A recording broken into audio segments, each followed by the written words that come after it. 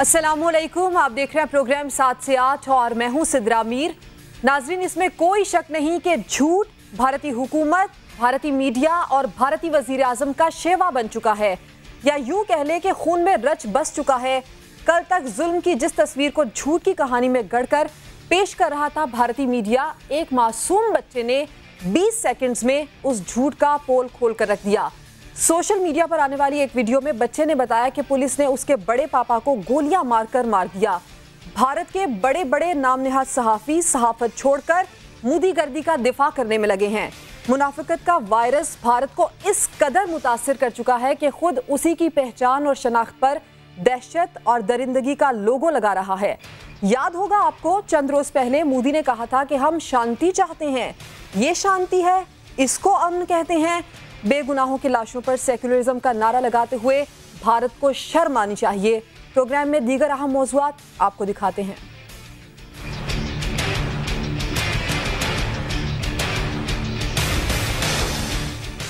इत्तेहादियों से बिगड़ते ताल्लुकात या मुस्तकबिल की सफबंदी, पंजाब असेंबली में अददी बरतरी कायम रखने के लिए बुजदार सरकार मुतहर्रिक, ऑपोजिशन अरकान से राबते शुरू कर दिए।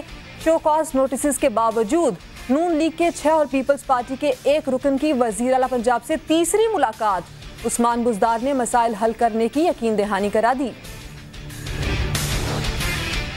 जिनसी हरासानी पर बहुत सारे स्कूल से शिकायत आ रही हैं। ऐसी बच्चियां सामने आईं जो बात करते हुए रो पड़ी।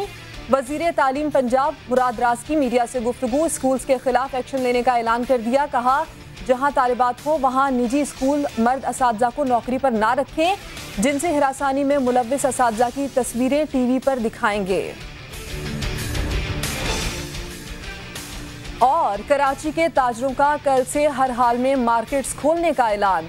प्रेस कॉन्फ्रेंस में कहा, यह लॉकडाउन नहीं, मौशी क्रैकडाउन है। ताजिर तबाह बर्बाद हो गए।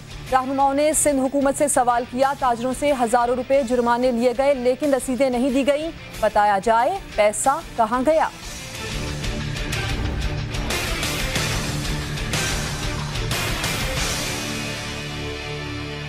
नाजरीन, आगाज में बात यह कि तहरीक इंसाफ हुकूमत के 2 बरस मुकम्मल होने को हैं। हुकूमत के पहले साल कोई ऐसा दिन नहीं जब वो हुकूमत गिराने और जाने की बातें ना होती हो।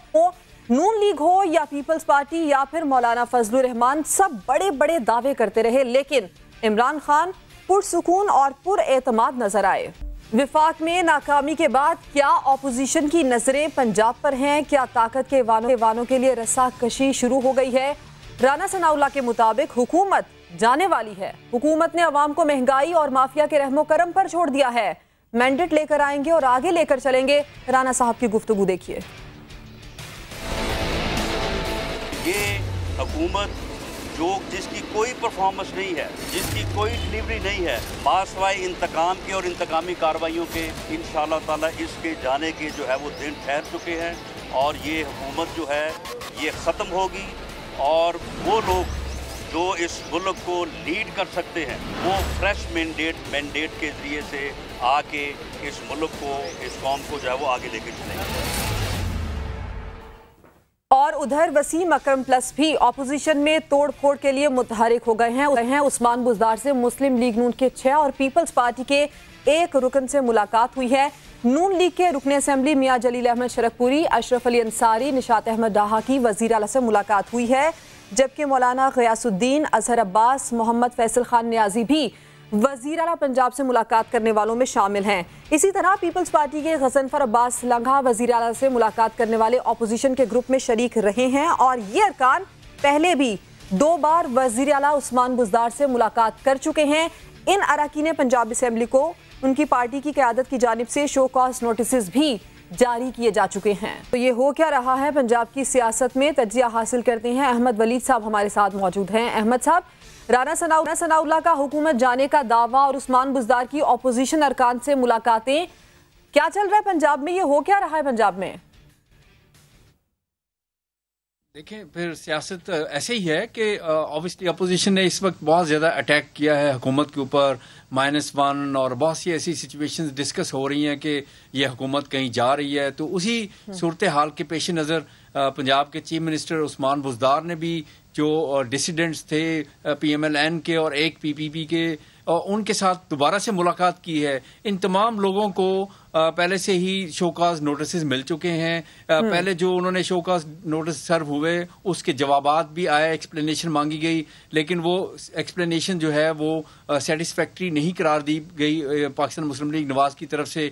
अब जो मुस्लिम लीग नवाज है उनके जो जराए हैं वो तो ये कहते हैं कि हम इनके खिलाफ रेफरेंसेस दायर करेंगे, जबकि जो MPAs जो मिले हैं ऑब्वियसली आज फिर दोबारा से मिले हैं, तो उनके बारे में तो ये है कि उनको शिकायत बहुत हैं, खास तौर पर हमजा शहबाज शरीफ साहब से कि जी वो हमारी बात नहीं सुनते, हमारे साथ मुलाकात नहीं करते, तो जिसकी वजह से हमें फिर मजबूरन उनको मिलना पड़ा है। उन्हें इल्म है कि अगर जो पार्टी जो है उनके खिलाफ इस तरह से रेफरेंस दायर करती है तो फिर उनको नतायज जो है उनको भुगतना पड़ेगा। लेकिन पाकिस्तान तहरीक इंसाफ जो है और उस्मान बुज़दार जो है चीफ मिनिस्टर, उन्होंने ये अच्छा गेम खेला है कि ऑब्वियसली कि इस टाइम पे जब पार्टी मुश्किलात में है, जबकि ऐसा लग रहा है कि पार्टी के अंदर से भी आवाज़ें उठ रही हैं, लेकिन ऐसी सूरत हाल में MNAs या MPAs या किसी की फेवर हासिल करना तो वो एक पार्टी के लिए मुस्बत है, क्योंकि पार्टी के अंदर खौफ भी है। जो तहरीक इंसाफ है ऑब्वियसली कारकर्दगी के ऊपर बहुत सारे सवालात उठ रहे हैं। पहले तो हमने कभी भी वजीर आजम साहब के मुंह से माइनस इमरान खान या -1 का लफ्ज नहीं सुना। ऐसे में नून लीग का ये कॉन्फिडेंस के मैंडेट लेकर आएंगे और उसी मैंडेट को लेकर आगे चलेंगे, पंजाब की हद तक कोई तब्दीली आ रही है, और अगर आ रही है तो उसका रुख किसकी जानिब है? देखिए, जो फिलहाल तो पाकिस्तान मुस्लिम लीग नवाज जो है वो तो पंजाब में तो किसी किस्म की तब्दीली नहीं लाना चाहती, ना ही कोई ऐसी मूव कर रही है। उनके ख्याल में तो ये है कि PTI खुद ही गिर रही है तो हम इसे गिरने देंगे। अगर कौमी सतह पर कोई ऐसी सिचुएशन बनेगी तो उसमें भी PMLN का तो अभी तक तो सिचुएशन यही बन रही है कि वो तो चाहते हैं कि हम किसी ऐसी हुकूमत का हिस्सा ना बने, कोई कौमी हुकूमत या कोई ऐसा सिचुएशन बने कि जिसमें वो उनको भी कोई किरदार अदा करना पड़े। लेकिन इसमें ज़रूर है उनको मौका मिला है कि वो तनकीद का निशाना बना रहे हैं पाकिस्तान तहरीक इंसाफ की हुकूमत को। ऑब्वियसली ऐसी बातें चल रही हैं इस्लामाबाद में या मुख्तलिफ जगहों पे जहाँ पे जो प्राइम मिनिस्टर हैं जिन्होंने खुद ही इतराफ़ किया कि -1 अगर मैं हो भी गया तो ये हम एहतसाब जो है वो नहीं छोड़ेंगे। और लेकिन सिचुएशन इसी बुनियाद पर हुकूमत जाने की बातें कर रही है हुकूमत के लिए। जी मैं आपसे पूछ रही हूँ कि नून लीग क्या इसी बुनियाद पर हुकूमत के जाने की बातें कर रही है? जी ऑब्वियसली उनको अपोजिशन का तो काम ये होता है कि हुकूमत को डिफेंसिव के ऊपर डालना, उनको दिफाई अंदाज में लेना, ताकि अपनी जो सियासत है, ऑब्वियसली पंजाब में मुस्लिम लीग नून ने सियासत करनी है। मुस्लिम लीग नून के जो लोग हैं वो तो कहते हैं हम तो बड़े खुश हैं क्योंकि PTI की कारकर्दगी इतनी अच्छी नहीं है। उस्मान बुज़दार जो वज़ीर आला बने हैं उनकी कोई कारकर्दगी इतनी अच्छी नहीं है पंजाब में, तो उनके लिए तो विन विन सिचुएशन है। जब भी इलेक्शन हो तो वो तो बड़े पूरे इत्मीनाद हैं कि हमें अगर आज इलेक्शन हो तो हम तो आराम से जीते हुए पंजाब में, इसलिए वो बड़े इत्मीनान के साथ सिचुएशन को एंजॉय कर रहे हैं और देख रहे हैं कि ये किस तरफ जाती है पाकिस्तान तहरीक इंसाफ। अगर वफाक में इसको कोई मजीद, लेकिन अहमद वलीद साहब बतौर वजीर आला उस्मान बुज़दार साहब की कारकर्दगी जैसी भी रही हो, बतौर पार्टी वर्कर ये उनकी कारकर्दगी है कि नून लीग और पीपल्स पार्टी के अराकीन उनसे जाकर मिल रहे हैं?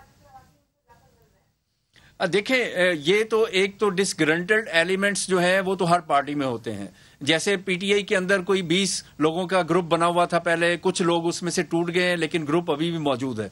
तो इसी तरह से मुस्लिम लीग नवाज की तरफ से भी शिकवे शिकायत तो होती हैं। ऑब्वियसली लीडरशिप के साथ मसले मसाइल होते हैं जिसकी वजह से वो फिर दूसरी पार्टी की तरफ राग़ब होते हैं, और ज़्यादातर ऐसे लोग हैं दोनों पार्टीज़ के अंदर, PTI के अंदर भी और मुस्लिम लीग नवाज के अंदर भी, कि वो लोग मुख्तलिफ पार्टियां बदलते रहते हैं। कभी वो टिकट जो है अपनी आज़ाद तौर पर इलेक्शन लड़ते हैं, फिर पार्टी में शामिल होते हैं, या फिर वो कुछ अरसा पहले इलेक्शन से पार्टी के अंदर शामिल होते हैं, उसके बाद उनके इख्तलाफात शुरू हो जाते हैं।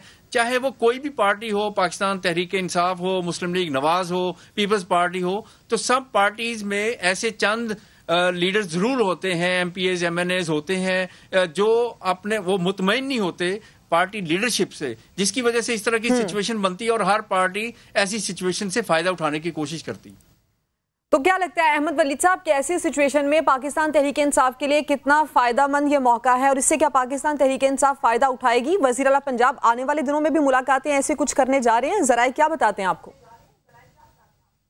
देखिए, मुलाकातें तो उनकी हो रही हैं, जैसे अभी या तो फिर ये नई मुलाकात होती ना नए लोगों के साथ, तो फिर इसमें ज़्यादा पॉजिटिव डेवलपमेंट थी कि अब 5-6 लोग और भी आ गए हैं। लेकिन अगर वो ऐसे लोगों से मिल रहे हैं जिनसे पहले भी वो मिल चुके हैं, तो उसमें कोई बहुत ज़्यादा उनकी कोई अचीवमेंट नहीं है उस तरह से। लेकिन ये कि उन्होंने इम्प्रेशन ज़रूर दिया है कि ये इतने लोग तो कम से कम हमारे साथ हैं। कल को अगर कोई पंजाब में ऐसी सिचुएशन बनती है कि काफ लीग या उनके कोई इत्तेहादी जो हैं वो उनको तंग करने की कोशिश करते हैं, तो इन एमपीएस को वो इस्तेमाल करेंगे। एक मेरा ख्याल है कि उन्होंने एक ऐसा स्टेप लिया है कि ताकि वो एश्योरेंस दे सकें ऐसे लोगों को, पार्टी क़यादत को भी, और उनको पैगाम दे सकें जो उनके इत्तेहादी हैं कि आप अगर हमें छोड़ने की कोशिश करेंगे तो हमारे साथ कुछ ऐसे लोग हैं जिनको हम साथ मिला के अपनी हुकूमत को मुस्तहकम रख सकते हैं। सही, यानी कि एक टीजर कहा जा सकता है, कोई बड़ी तब्दीली नहीं है। अहमद वलीद साहब, आप हमारे साथ मौजूद थे, तज्जिया दे रहे थे, आपका शुक्रिया। नाज़रीन, एक अहम मौजू की जानिब बढ़ते हैं। हमारे तालीमी इदारों में जगह जगह दरिंदे दंदनाते फिर रहे हैं। कराची यूनिवर्सिटी स्कैंडल हो या बलूचिस्तान यूनिवर्सिटी की तालिबात की फरियाद, और अब लाहौर का एक मारूफ निजी स्कूल, मुसलसल ऐसे वाक़यात रिपोर्ट हो रहे हैं कि मर्द असातिज़ा तालिबात को नाजेबा तस्वीर भेजते हैं। ज़ूमानी गुफ्तगू से बात करके ब्लैकमेलिंग तक ये बात पहुंच जाती है, लेकिन इंतज़ामिया को कोई खबर नहीं होती। और फिर अगर तालिबात शिकायत करें तो कार्रवाई की बजाय उन बच्चियों को ही खामोश रहने पर मजबूर किया जाता है, और अगर मज़ाहमत करें तो धमकियां दी जाती हैं। यही कुछ लाहौर के इस निजी स्कूल में भी हुआ, जहां फीस की मद में वालिदैन से हज़ारों रुपए तो बटोर लिए जाते हैं, लेकिन एक रत्ती तहफ़्फ़ुज़ नहीं मिलता। तालिबात ने 4 असातिज़ा पर जिनसी हिरासानी और गैर मुहज़्ज़ब तस्वीर भेजने की शिकायत की, तो भी इंतज़ामिया ने कोई नोटिस नहीं लिया, और तंग आकर इन बच्चियों ने सोशल मीडिया पर पोस्ट लगाई तो बदनामी के डर से फ़ौरन ही इंतज़ामिया हरकत में आ गई। विफाकी वज़ीर बराए इंसानी हुकूक डॉक्टर शीरी मज़ारी के बाद वज़ीर आला पंजाब उस्मान बुज़दार ने भी नोटिस लिया, और बिलाखिर मुलव्विस असातिज़ा को नौकरी से बर्खास्त करके इंक्वायरी शुरू कर दी गई है। लेकिन ये मामला यहाँ पर नाज़रीन ख़त्म नहीं होता। सरकारी तहकीकाती कमेटी ने स्कूल इंतज़ामिया पर ताउन ना करने का इल्ज़ाम लगाया है, और कन्वीनर का ये कहना है कि स्कूल इंतज़ामिया ने तालिबात के कॉन्टैक्ट नंबर तक फराहम नहीं किए।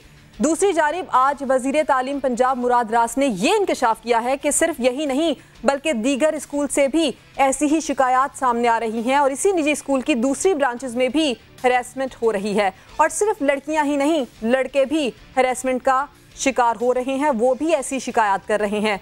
उनका मजीद ये भी कहना था कि घिनौने फेल में मुलव्विस इन तस्वीर की जो असातिज़ा हैं उनकी तस्वीर टीवी पर दिखाई जाएंगी, शेयर की जाएंगी।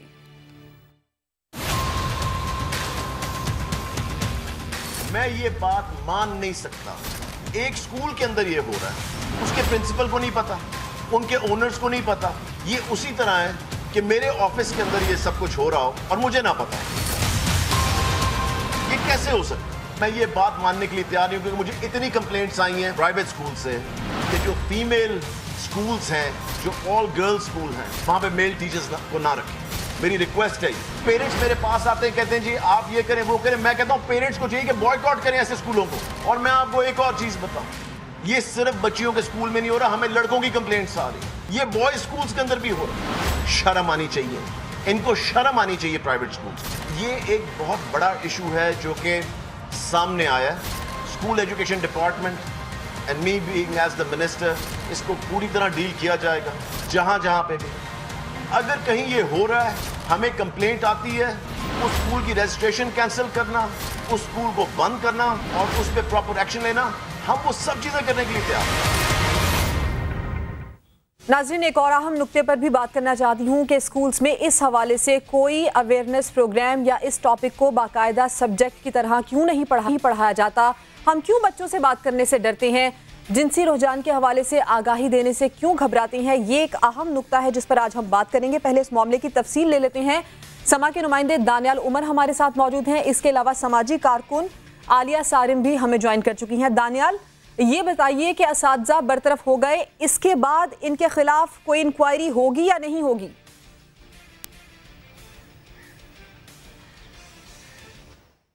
जी बिल्कुल, ये मामला आज से तकरीबन 10 रोज पहले शुरू हुआ था, जब इस निजी स्कूल की तालिबात ने सोशल मीडिया पर तमाम तर जो जिनसी हरासानी का मामला है उसके बारे में एक पोस्ट शेयर की थी, जिसके बाद उस स्कूल ने तालिबा को बुलाया और उनसे जब तफ्तीश की गई तो मजीद भी तालिबात सामने आना शुरू हुई। कम से कम 8 के तालिबात हैं जो कि सामने आई। उन्होंने आके मुख्तलिफ अपने एक्सपीरियंस जो हैं वो सोशल मीडिया पर पोस्ट किए, जिसके बाद स्कूल इंतजामिया ने एक्शन लेते हुए ये 4 स्टाफ मेंबर्स हैं, जिनके अंदर 2 टीचर्स शामिल हैं, एक अकाउंटेंट शामिल हैं और उसके बाद एक उनके जो पीएन हैं वो शामिल हैं, उनको बरतरफ कर दिया गया। स्कूल इंतजामिया का मौकिफ ये है कि एक और भी जो इस तमाम तरह वाक़े में मुलविस फर्द हैं, स्टाफ हैं, उनको भी फारिग किया गया है, क्योंकि उनके बारे में भी कंप्लेंट्स आ रही थी। साथ ही साथ जो तालिबात हैं उन्होंने ये भी इल्जाम आयद किया कि हमने स्कूल की जो प्रिंसिपल हैं, इसके अलावा स्कूल की जो 2 कोऑर्डिनेटर्स हैं जो कि खवातीन हैं, उनसे जब ये बात जाके डिस्कस की थी तो उन्होंने ये कहा था कि आप लोग खामोश रहें, इस मामले पर ज्यादा बात ना करें, और उनको ही समझाती रहीं। और स्कूल के जो मर्द असातिज़ा हैं या दूसरे भी जो स्टाफ मेंबर्स हैं उनके खिलाफ एक्शन नहीं लिया गया। अब इन तमाम तरह लोगों को तो सस्पेंड कर दिया गया है, लेकिन जो स्कूल एजुकेशन डिपार्टमेंट है वो भी इस तमाम तरह मामले को देख रहा है। उसके जो कन्वीनियर हैं, तहकीकाती कमेटी बनाई गई थी स्कूल एजुकेशन डिपार्टमेंट की तरफ से, और उस तहकीकाती कमेटी के कन्वीनियर के मुताबिक स्कूल की जो इंतजामिया है वो उनसे बिल्कुल भी ताउन नहीं कर रही। उनसे कॉन्टैक्ट्स मांगे जा रहे हैं तालिबात के, क्योंकि जाहिर है मजीद तफ्तीश करनी है, दोनों तरफ के पहलू देखने हैं कि क्या क्या मामलात पेश आए थे और उससे डिस्कस करने के बाद जो है वो एक्शन लेना है। लेकिन अभी तक उनका मौकिफ ये है कि हमसे स्कूल इंतजामिया किसी भी किस्म का ताउन नहीं कर रही। स्कूल की जो इंतजामिया है उनसे हमारी बात हुई है, उन्होंने कहा है कि उनकी जो लॉ टीम है वो तमाम तर मामले को देख रही है, अभी इन्वेस्टिगेट कर रही है। सही दानियाल, आप साथ ही रहिए। आलिया साहिबा, ये देखिए कि खवातीन ही इस मामले में खवातीन का साथ नहीं दे रही। बच्चियां शिकायत लेकर गई अपनी फीमेल टीचर्स के पास, या मुतल्लिका जो खवातीन थी स्कूल के अंदर, खवातीन ने ही बच्चियों की बात नहीं सुनी।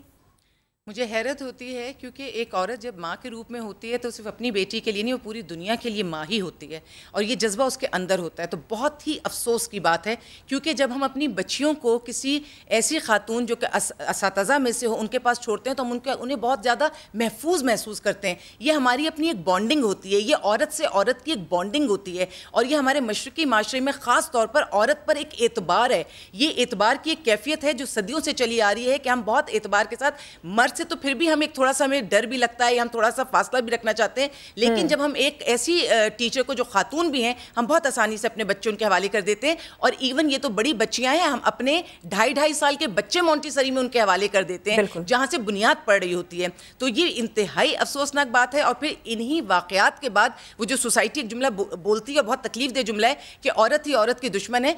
औरत औरत की दुश्मन हो सकती है, माँ औलाद की दुश्मन नहीं हो सकती। और ये जो असातिज़ा है ये रूहानी वालिदैन है, ये कोई आम औरत नहीं है। जब इसको इस कुर्सी पर बिठाया जाता है, जब इसको उस्ताद की कुर्सी पर बिठाया जाता है, तो ये तो रूहानी वालिदैन में से है। तो मैं समझती हूँ कि बहुत ही ज़्यादा तकलीफ दे बात है। इसके बाद एतबार करना इंतहाई मुश्किल हो जाएगा। और इस सारे वाक़े में मुझे वालिदैन के बारे में जो मैं नहीं सुन पाई कि वालिदैन का इसमें क्या मौक़िफ़ था, मुझे लगता है कि हमारी सोसाइटी के ट्रायंगल में 3 चीज़ें होती हैं। एक होता है स्कूल, एक होता है बच्चा, और तीसरे कॉर्नर पर ये ट्रायंगल में होते हैं पेरेंट्स। स्कूल और बच्चे यानी कि आलिया साहिबा, आपकी बात का मतलब यह है कि बच्चों की एजुकेशन के साथ साथ अब असातिज़ा को एजुकेट करने की भी नौबत आ गई है, ऐसी ज़रूरत भी है? बिल्कुल ऐसी ज़रूरत है, क्योंकि हम ये समझते हैं अपने स्कूल से, जब हम बच्चों को अपने घर से हम बच्चों को स्कूल भेजते हैं तो मुतमईन हो जाते हैं कि हमसे ज़्यादा एक्सपीरियंस लोगों के पास हैं। बल्कि मैंने कितनी टीचर्स को ये कहते सुना है कि ज़ाहिर है माँ बाप के पास तो 2 बच्चे हैं, 4 बच्चे हैं, टीचर्स ज़्यादा एक्सपीरियंस्ड, ज़्यादा स्किल्ड हैं, क्योंकि उनके पास हज़ारों बच्चे उनके पास से पढ़ के निकल जाते हैं। तो कई दफ़ा तो पेरेंट्स अपनी जो परेशानियाँ घर में, अगर बच्चे बात नहीं सुन रहे होते या उनका और कोई इशू होता है या पीयर्स प्रेशर होता है, तो बाकायदा पेरेंट्स जाके टीचर से मदद मांगते हैं। वो बाकायदा टीचर से गाइडलाइंस लेते हैं कि आप बताइए कि हम अपने बच्चे को किस तरह लेके चलें, और उन टीचर्स को हर हवाले से एजुकेट किया जाता है। उनके रिफ्रेशल कोर्सेज होते हैं, उन कोर्सेज में क्या ये तालीम दी जाती है कि बच्चों को हरासा कैसे किया जा सकता है, इन बच्चियों की बात कैसे ना सुनी जा सकती है। पेरेंट्स तो जाने किस किस तरह से उन टीचर्स की तरफ देखते हैं। आलिया साहिबा, एक मामला ये भी कि सोशल मीडिया पर अपलोड करने से पहले क्यों एक्शन नहीं लिया जाता ऐसे मामलात का, और हमारे तालीमी निज़ाम में क्यों कोई ऐसा मैकेनिज्म नहीं है जहां जिनसी हिरासगी जैसे सीरियस इश्यू को तालिबात रिपोर्ट कर पाएं, इस पर बात कर पाएं? देखें, बात ये कि हमारा एज अ बहसियत कौम हमारा एटीट्यूड ना बहुत ज़्यादा कैजुअल है, हम चीज़ों को बहुत ज़्यादा लाइट लेते हैं। जब तक मामलात बिल्कुल सर तक और पानी नाक तक ना आ जाए हम उसको लेते हैं, हम इसको हैंडल कर लेंगे। और मैं तालिबात को, बच्चों को, औरत को या मर्द को, किसी भी कमज़ोर इंसान को सिर्फ एक ही मैसेज देना चाहती हूँ कि आपने किसी भी हालत में खामोश नहीं होना। अगर आप पर जुल्म हुआ है, एक जालिम के सामने झुकने का मतलब यह है कि आप भी गुनाहगार हैं। किसी हवाले से, किसी नौयत पर कहीं भी जुल्म होगा। असातिज़ा के लिए कुछ बोलते हुए ज़ाती तौर पे मुझे तकलीफ हो रही है कि मैं ये बोलूं कि असातिज़ा की भी रिपोर्ट, लेकिन ये असातिज़ा है ही नहीं, मैं इनको असातिज़ा मानती ही नहीं। जो इस किस्म के हरासा करें, जो इस किस्म के, ये तो इंसान ही नहीं है, ये तो इंसान दोस्त लोग नहीं है, इनकी तो अपनी तरबियत हुई। कॉन्फ्रेंस सुन रही थी सूबाई वजीर तालीम मुराद राज साहब की, वो ये कह रहे थे कि जहां तालिबात हों, खासकर फीमेल, वहां पर मर्द असातिज़ा को होना ही नहीं चाहिए। ये कैसी मंतक है? क्या इस मामले का वाहिद एक यही हल है? ये तो ऐसा है कि मुझे मैं इस पे तबसरा तो क्या करूं, अगर इसका मतलब ये है कि हमारे माशरे के मर्द इस लायक नहीं है कि वो हमारे माशरे की बच्चियों के साथ बैठ सकें। ये किस किस्म की मंतक है? हमें इन सबको एजुकेट करने की ज़रूरत है। हमें औरतों को भी बताना है कि आपने किस तरह बाहर निकलना है, बच्चों को बताना है, और मर्दों को बताना है कि आपने नज़रें कैसे नीची रखनी है। आप तसव्वुर करें कि अगर हम स्कूल कॉलेज में असातिज़ा की सूरत में उन मर्दों को नहीं ला सकते तो, और इतने पढ़े लिखे लोगों को नहीं ला सकते, इतने सिक्योर निज़ाम में नहीं ला सकते, तो यही मर्द जब बाहर कहीं मिलेंगे, रोड पर मिलेंगे, किसी कॉलेज, किसी हॉस्पिटल में मिलेंगे और किसी रेस्टोरेंट में मिलेंगे, तो आप इन्हें स्कूलों से निकाल देंगे? क्या आप इन्हें वहां से भी निकाल देंगे? क्या आप इनकी, हम जो साथ में हमारी 10,000 तरह की हमारी एक्टिविटीज़ हैं, मर्द औरत दोनों इस साथ नौकरी कर रहे हैं, दोनों बाहर निकल रहे हैं, और हमारी इन सारी चीज़ों की बुनियाद कहाँ पड़ती है? हमारे स्कूल में पड़ती है। हमें लड़कों के सामने नर्सेस और इस तरह के दीगर बहुत सारे इदारे हैं जहां पर खवातीन और मर्द एक साथ काम करते हैं, और हर इदारे में अगर ऐसा ही कोई मामला, ऐसा ही कोई हरासमेंट का इशू सामने आए तो वहां पर तो ये लॉजिक नहीं काम करेगा। सिद्रा, कॉन्फिडेंस स्टार्ट होता है स्कूल से। स्कूल बुनियाद है, कॉन्फिडेंस वहां से बनता है। इस जुमले के बाद या इस मंतक के बाद तो आपने उनका कॉन्फिडेंस ही खत्म कर दिया। हम एक दूसरे के साथ कैसे मिक्सअप होना है, हमारी क्या बाउंड्रीज हैं, ये हम अपने स्कूल कॉलेज से सीखा करते हैं। को एजुकेशन वहां से होती है। जो को एजुकेशन की पढ़ी हुई समझदार बच्चियां होती हैं, वो किसी भी जगह बैठ के इतने कॉन्फिडेंस से बात करती हैं, उन्हें इससे फर्क नहीं पड़ता कि उनके सामने बैठने वाला कुलीग उनका मर्द है या औरत है।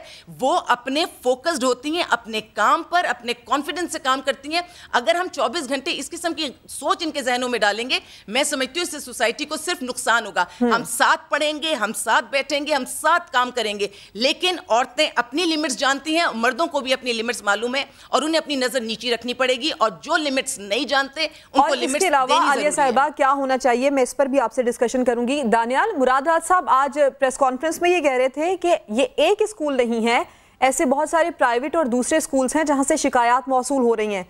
क्या उन स्कूल्स के खिलाफ एक्शन हो चुका है या उनके खिलाफ कार्रवाई होगी अभी?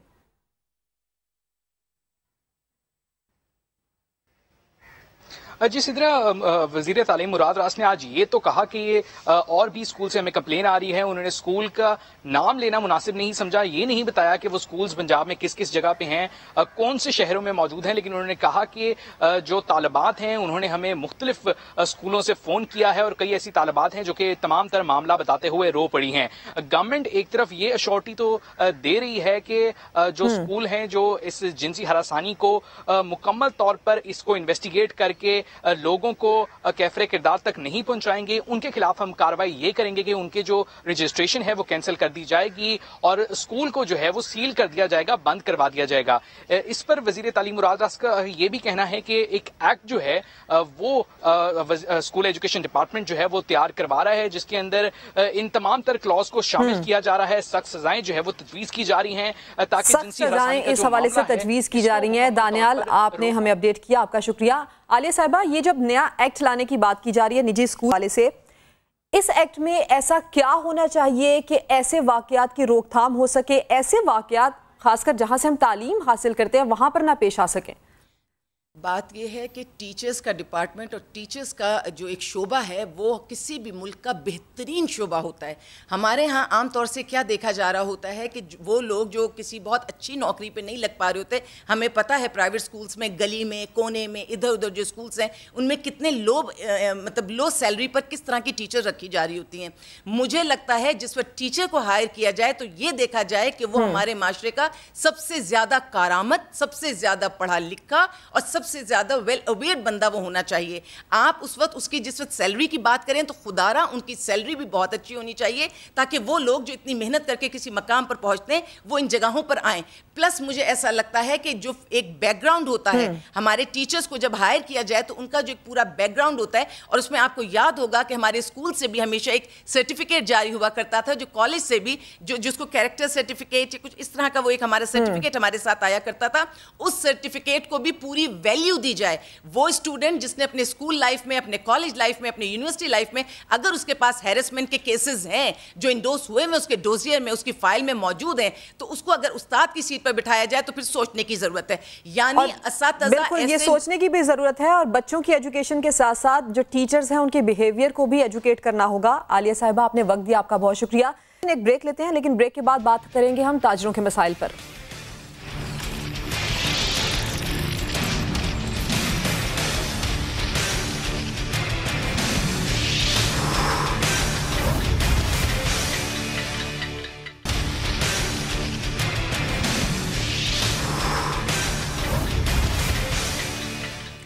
एक अहम मामला ये भी है नाजरीन के कराची के छोटे ताजरों ने लॉकडाउन मुस्तरद करते हुए कल से तिजारती मराकिज खोलने का ऐलान कर दिया है, और इसके साथ खबरदार किया है कि हुकूमत सिंध ने जोर जबरदस्ती की तो ऐसे में मुजाहमत का सामना करना पड़ेगा। लॉकडाउन नहीं था, ये माशी क्रैकडाउन था। जितने भी कराची के मेन कारोबारी इलाके हैं वो तमाम बंद करा दिए गए। क्या मकसद था इसको बंद कराने का? कोई भी, अल्लाह का शुक्र है यहाँ हमारे यहाँ कोई पेशेंट कोरोना का नहीं था। बहुत हो गया, हम लोग बहुत तकलीफ में आ गए, अब हम बर्दाश्त नहीं कर सकते। अब अगर लॉकडाउन दोबारा किसी ने किया तो भी हम उस पर फिर मज़ामत करेंगे। और ताजरों ने जुम्मा से न सिर्फ तमाम तिजारती मराकज़ खोलने का ऐलान किया, बल्कि हफ्ते और इतवार को भी मार्केट्स खोलने और औकात रात 9 बजे करने का भी मुतालिबा किया है। करूँगा गवर्नमेंट ऑफ सिंध से और गवर्नमेंट ऑफ पाकिस्तान से कि हमारे जो औकातकार हैं वो रात 9 बजे तक किए जाएं, क्योंकि गर्मी का सीजन है, गर्मी है, लोग गर्मियों में नहीं आते, शाम में लोग निकलते हैं, 7 बजे मार्केटें बंद करने का ऐलान कर देते हैं। और इसके अलावा जो हफ्ते में हफ्ता इतवार इसको भी मार्केटें खुलनी चाहिए। जबकि सिंध ताजर इत्तेहाद के चेयरमैन जमील पराचा ने ये दो टोक कह दिया है कि अगर कोई एक्शन लिया गया तो भरपूर मज़ाहमत की जाएगी। उनकी गुफ्तगू सुनिए जरा। लॉकडाउन के नाम पे ये ढोंग खत्म किया जाए, ये ड्रामा खत्म हो जाना चाहिए। कराची के ताजिर बिल्कुल माशी तौर पे जीरो कंडीशन पे आ चुके हैं और हम ऐलान करते हैं कि किसी भी कीमत पे अब हम ये लॉकडाउन बर्दाश्त नहीं करेंगे। मैं ये ऐलान करता हूँ कि तमाम ताजिर कल से अपने कारोबार खोल लें, चाहे हुकूमत इसमें बंदिश का ऐलान करे, हम हर कीमत पे कल से अपने कारोबार खोलेंगे। मज़ाहमत का सामना करना पड़ेगा, इन्हें मज़ाहमत का सामना करना पड़ेगा, हर कीमत पर कारोबार खोलेंगे। जमील पराचा साहब ये कह रहे हैं, तो वो हमारे साथ भी मौजूद हैं, उनसे बात करते हैं। जमील साहब, आप ऐसे ही ऐलानात पहले भी कर चुके हैं, इस बार क्या मुख्तलिफ है आपके मुतालिबात में?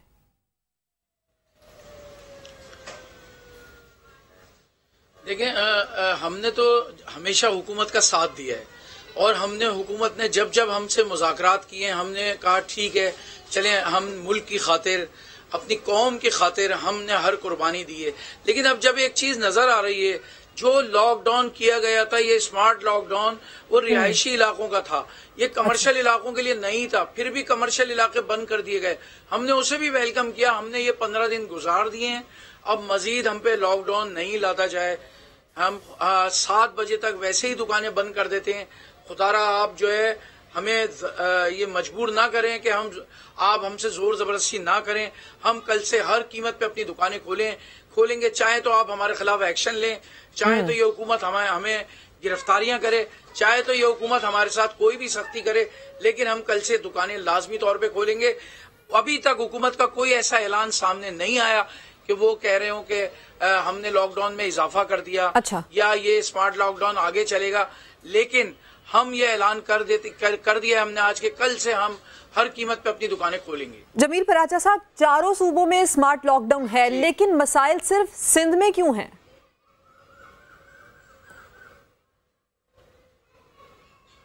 देखिए ना, अगर हुकूमतें समझदारी के साथ ये सूबाई हुकूमत समझदारी के साथ अगर लॉकडाउन लगाती, हमसे मशावरत करती, हमें बताते कि भाई ये रिहायशी इलाकों का ये फर्क है, कमर्शियल इलाकों का ये, इन्होंने तो बराह रास्त सिर्फ कमर्शियल इलाकों पे लगाया है।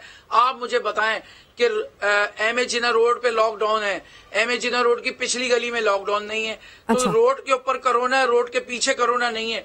फिर हमसे ये कहा गया कि कोरोना के केसेस दुकानों से बहुत आए, दुकानों से भी आए तो क्या एक गली के फर्क से वो कोरोना खत्म हो जाता है?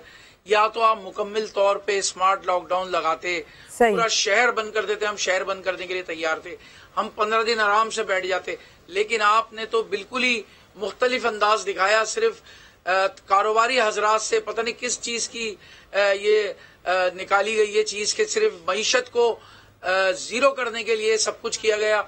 मैं समझता हूँ ये सिर्फ और सिर्फ सूबाई हुकूमत और वफाकी हुकूमत की लड़ाई है, जिसमें जो है वो बिला जवाब बिला वजह ताजिर पिस रहे हैं। पराजा साहब, आपके इस ऐलान के बाद, आपकी इस डेडलाइन के बाद, या जो आप लोगों ने ये एक धमकी दी है, इसके बाद सिंध हुकूमत से किसी ने राब्ता किया आपके साथ? नहीं, अभी तक किसी ने कोई राब्ता नहीं किया। हमने धमकी नहीं दी, हम अपना कारोबार खुद खोलना चाहते हैं। पहले ऐसा होता था, एक हड़ताल होती थी, एक हड़ताल होती थी तो लोग हुकूमत बिलबिलाती थी, हुकूमत की तमाम मशीनरी कहती थी ताजिर हड़ताल ना करें। आज ये कैसा वक्त आ गया कि हमें जबरदस्ती बंद कराया जा रहा है, हमारे कारोबार, हमारी रोजी रोटी हमसे छीनी जा रही है। हमने पहले बार बार बता दिया, हमने बार बार मुतालबा किया कि हमें कोई पैकेज दे दें, रिलीफ पैकेज दे दें, हमें घर पे बिठा दें। हम 2 महीने घर पे बैठने के लिए तैयार हैं। कोई रिलीफ पैकेज का तो ऐलान किया जाए, कोई बिला सूदी कर्जों का तो ऐलान किया जाए। क्या आप चाहते हैं कि हम अपने घरों पर बैठकर अपने बच्चों को फाके करवाएं? अब ऐसा मुमकिन नहीं है, बहुत हो चुका। ये 3.5 से 4 महीने हमें हो गए बर्दाश्त करते हुए। किस तरह से बर्दाश्त करें आप बताएं? वैसे ही कसाद बाजारी और मंदिरें मार्केटों को तबाह बर्बाद कर रखा है। ऊपर से 7-8 घंटे की दुकानदारी में 4 से 5 घंटे लोड शेडिंग में दुकानें बंदी जैसी हो जाती हैं। तो आप बताएं किस तरह से ताजिर वो बर्दाश्त करें इन सब चीजों को। जमील पराजा साहब, आप लोगों की जानिब से एक इल्जाम ये भी लगाया गया कि भारी जुर्माने आप लोगों पर आयद किए गए और उन जुर्मानों की रसीदें भी आप लोगों को नहीं दिखाई गई, नहीं दी गई। कितने जुर्माने अब तक अंदाजन आप लोग भर चुके हैं और रसीदें क्यों नहीं आप तक पहुंचाई गई? रसीदें लाखों रुपए के जुर्माने जो किए गए लोगों के ऊपर, लोग हमारे पास मौजूद हैं जो कहते हैं जुर्माने लिए जाते हैं, लेकिन हमें उसकी रसीद नहीं दी जाती।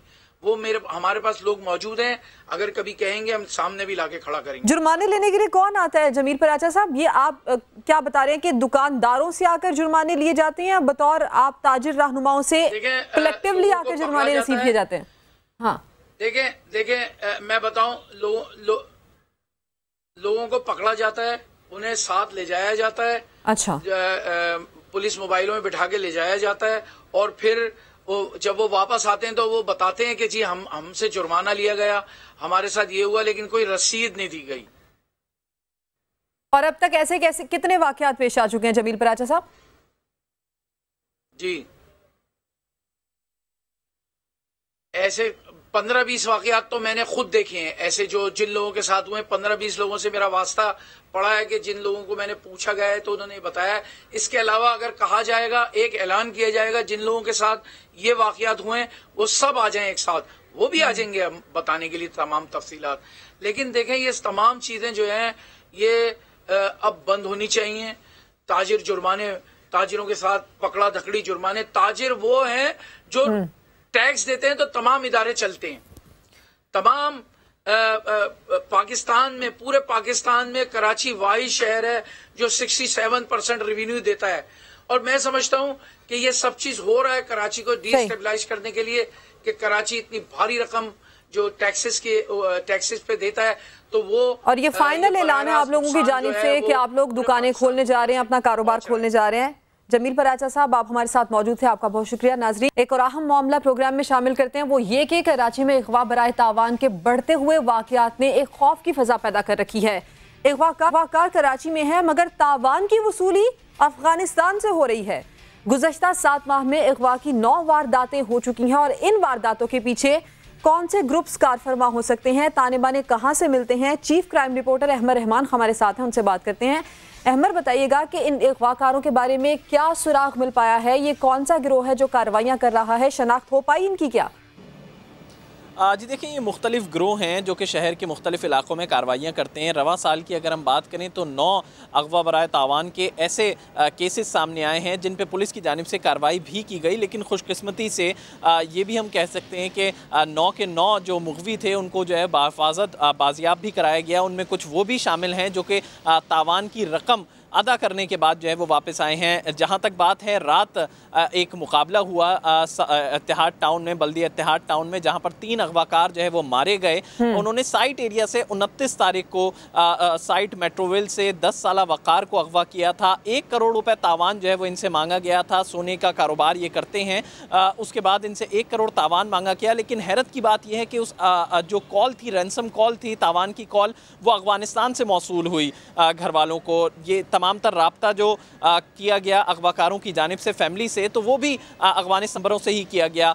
बहुत ज़्यादा टेक्निकल चीज़ों से जैसे जो है वो कार्रवाई अमल में लाई गई। रिवर्स डेटा जो है वो देखा गया मोबाइल फ़ोन्स का, और फिर जो है वो ये कार्रवाई इत्तेहाद टाउन में गुज़िश्ता रात जो है वो AVCC की जानिब से की गई, जिसमें 3 अगवाकार जो है वो मारे गए हैं, जिनकी तीनों की ताहाल शनाख्त तो नहीं हुई है। अभी ये कहना कबल अज़ वक्त है कि ये तीनों पाकिस्तानी हैं या अफगानी बाशिंदे हैं, तो अभी ये नहीं कहा जा सकता। अभी शनाख्त जो है वो बाकी है, लेकिन ये ज़रूर है अब इनका CRO चेक किया जा रहा है, यानी कि इनका क्राइम रिकॉर्ड चेक किया जा रहा है पंजाब से भी और सिंध में भी, कि इन पे माजी में कितने मुकदमात रहे हैं। तो अगवाकारों का ये ग्रोह ना सिर्फ इस तरह शहर में वारदातें करता था, बल्कि इनके ताने बाने अफगानिस्तान से मिलते थे। अभी हमने जो पाकिस्तान स्टॉक एक्सचेंज पे हमला हुआ था, उसमें जो दहशतगर्द आए थे, उनसे जो मोबाइल फ़ोन बरामद हुए थे, उनके कनेक्शंस भी, यानी कि जो उन्होंने कॉल्स की थी वो भी अफगानिस्तान में की थी। फिर गुज़िश्ता रात ये जो अगवाकार मारे गए हैं, तो इनके भी जो रैंसम कॉल आ रही थी वो अफगानिस्तान से आ रही थी। तो माजी में हम ये देखते थे जब इस तरह के केसेस, आज से कोई 3 से 4 साल पहले,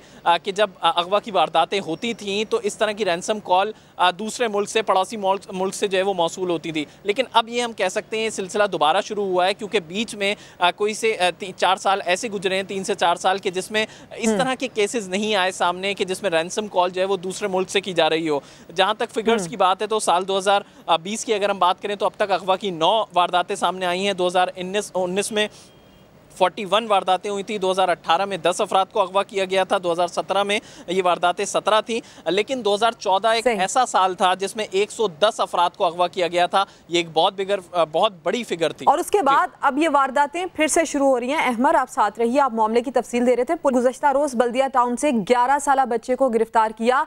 अगवाकार कौन थे, पुलिस को कैसे इस बात का सुराग मिला, इसी पर बात करने के लिए मेरे साथ SSP AVCC अब्दुल रहीम शराजी साहब मौजूद हैं। सर, ये बताइएगा कि ये बच्चा कब अगवा हुआ था और पुलिस को मुल्जिमान का सुराग कैसे मिला था?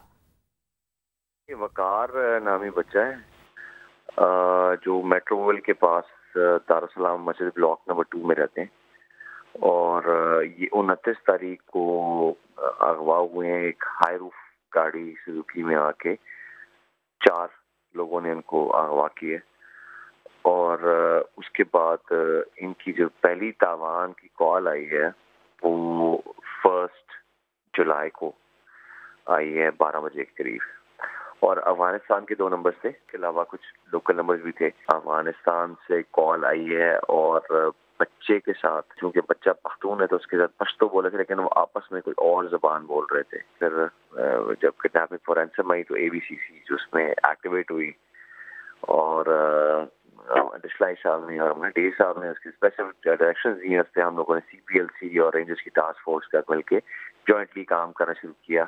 कुछ हमने टेक्निकल भी लीड्स हमारे पास डेवलप हुई थी, जहाँ से बच्चा अगवा हुआ, जहाँ पर गाड़ी डंप हुई, वहाँ से हमारे कुछ लीड्स आई, कुछ जो इंटरनेशनल कॉल्स आई, उससे कुछ हमें लीड्स मिली। तो फिर हमने जाके कल जो हमारी टीम्स ने, जॉइंट टीम्स ने एक कामयाब ऑपरेशन करके बच्चे को इत्तेहाद टाउन से बाजियाब करा लिया। तो उसमें अभी तक की जो तफसीलात हैं वो ये हैं कि वो 3 जो हैं वो क्रॉस फायर के अंदर वो हलाक हो गए हैं। वहाँ कर बच्चा बिल्कुल बाहिफाजत बाजियाब कराया गया था, और उनके करीब कम से कम 2 साथी वो अंधेरे का फायदा उठाते हुए निकल गए थे। अच्छा सर, रवा साल अगवा बराए तावान के कितने केसेस हल हुए हैं और इस वक्त कितने केसेस पेंडिंग हैं? जी अल्हम्दुलिल्लाह, ये 2020 के जितने भी किडनैपिंग फॉर रैंसम के केसेस हैं उसके अंदर कोई भी आउटस्टैंडिंग अब्डक्टी नहीं है। सही। अहमद, जिस तरह से हमारे साथ मौजूद भी थे पुलिस ऑफिशियल और वो जो फिगर्स बता रहे थे, जो तरीकाकार बता रहे थे, एक वजह जो आप रिपोर्टिंग करते भी रहते हैं क्राइम के हवाले से, अब आकर लॉकडाउन के सिलसिले में, लॉकडाउन के मामले में कि जब लोग घरों से निकल भी नहीं रहे हैं और एक एरिया वाइज स्मार्ट लॉकडाउन भी चल रहा है, ऐसे में ये वारदात कैसे बढ़ रही हैं? आज देखिए, जब शुरुआत में ये लॉकडाउन था तो उस वक्त तो ना सिर्फ स्ट्रीट क्राइम शहर में कम हो गया था, बीच में एक ऐसा हफ्ता भी कराची में गुजरा था कि जिसमें एक गाड़ी भी जो है वो ना छीनी गई थी ना चोरी हुई थी। तो उस दौरान तो क्राइम रेशो बहुत कम था, लेकिन अब तो क्योंकि वैसे नाके नहीं लगे हुए हैं शहर में, तो स्ट्रीट क्रिमिनल्स बिल्कुल वैसे ही कार्रवाइयाँ कर रहे हैं। इसी तरह जो दीगर जुर्म था, गाड़ी छीनना, मोटरसाइकिल छीनना या फिर अगवा बराए तावान की वारदातें, तो उसी तरह अब वो दोबारा जो है वो बढ़ना शुरू हो गई हैं। अभी एक रात का भी जो है वो एक वाक़या है जिसमें एक साबिक जज हैं जो कि ज़ेरे इलाज थे नाज़िमाबाद के एक अस्पताल में, जब उनके बेटे हैं कमाल, उनको जो है वो लापता हैं गुज़िश्ता रात से, तो उस हवाले से भी जो है वो इस वक्त पुलिस तहकीकात कर रही है कि आया ये वाक़या अगवा का ही है या ये गुमशुदगी है, ये क्या माजरा है। तो अभी इस हवाले से भी तहकीकात जो है वो की जा रही हैं। तो इस तरह अब हम ये देख रहे हैं वक्तन फ़वक्तन के जुर्म की वारदातें दोबारा रोनुमा शुरू हो रही हैं। जी अहमद, आप ये बता रहे हैं कि जुर्म की वारदातें दोबारा से रोनुमा हो रही हैं। कुछ आपने हमें ये भी बताया कि ताने बाने अफगानिस्तान मिल रहे हैं। हालिया जो दहशतगर्दी के वाक़यात हमने भी अपने प्रोग्राम के अंदर डिस्कस किए कि कुछ तंजीमें जो मुल्क के अंदर दहशतगर्दी के आलाकार बनी हुई हैं, क्या ये कहा जा सकता है कि ये जो अगवा बराए तावान के वाक़यात हैं या दीगर जो जराइम की वारदातें हैं, ये उससे भी मुंसलिक करती हैं? आज देखिए, माजी में जब टीटीपी यहाँ पर कार्रवाइयाँ करती थी, कराची में दहशतगर्दाना कार्रवाइयाँ किया करती थी, तो उस दौरान जो अगवा बराए तावान की वारदातें होती थी उसमें तहरीक तालिबान का हाथ होता था। वो बाकायदा सिर्फ फंड जनरेशन के लिए अगवा करते थे लोगों को और फिर पैसा जो है वो जनरेट किया करते थे, इसी तरह भत्ताखोरी भी किया करते थे। लेकिन जो हालिया वाक़यात हुए हैं दहशतगर्दी के, उसमें इस तरह के सबूत जो है वो नहीं मिलते हैं। हाँ, लेकिन ये ज़रूर है कि कुछ सियासी तंजीम के अस्करी विंग ज़रूर हैं, वो अपने जो है वो अपने चीजें चलाने के लिए, अपना सर्कल चलाने के लिए। शुक्रिया। अब्दुल रहीम शिराजी साहब भी हमारे साथ मौजूद थे। नाजरीन, एक अहम खबर यहाँ पर आ रही है, आपके साथ शेयर करते हैं। नदीम बाबर से कोई चार्ज वापस नहीं लिया गया। हुकूमती ज़राए का ये बताना है नदीम बाबर से चार्ज वापस लेने की खबर बेबुनियाद है। हुकूमती ज़राए ये भी कहते हैं जबकि नदीम बाबर के पास पेट्रोलियम के मुआवने खुसूसी का ओहदा है, नदीम बाबर के पास कोई पावर डिवीजन का कोई ओहदा नहीं था, ये बताना है हुकूमती ज़राए का। तो ऐसे में ये अहम खबर सामने आ रही है कि नदीम बाबर से कोई चार्ज वापस नहीं लिया गया है। नदीम बाबर के पास पेट्रोलियम के मुआवने खुसूसी का ओहदा है। नदीम बाबर से चार्ज वापस लेने की तमाम तर खबरें बेबुनियाद है, ये हुकूमती ज़राए शेयर कर रहे हैं। और नदीम बाबर के पास पावर डिवीजन का कोई ओहदा नहीं था, ये बताना है हुकूमती ज़राए का। नाज़रीन, आज के प्रोग्राम से इतना ही। आपसे पीर को मुलाकात होगी। आज के शो पर अपना फीडबैक दीजिएगा।